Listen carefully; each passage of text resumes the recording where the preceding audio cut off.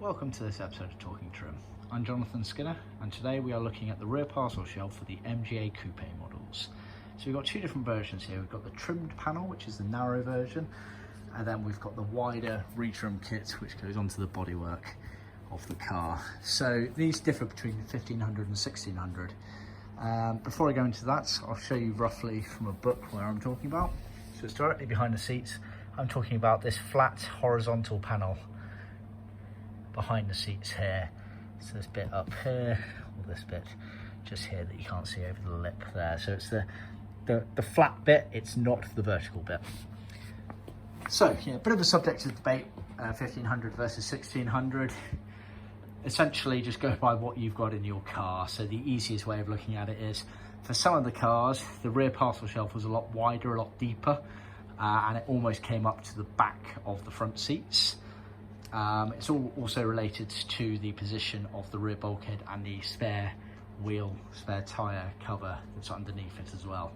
But needless to say, the wider, deeper one, the retrim kit here, is for material to cover the slanted metal horizontal panel that went from effectively the bottom of the rear window to the back of the front seats. The thinner version here, this trimmed version, it's on hardboard, pre-cut on our in-house CNC with the relative fixing hole pilot locations in them, and that is for the cars that had a much less deep rear parcel shelf, so it was more recessed back towards the rear window, and effectively allowed for more access underneath it for luggage to be stored.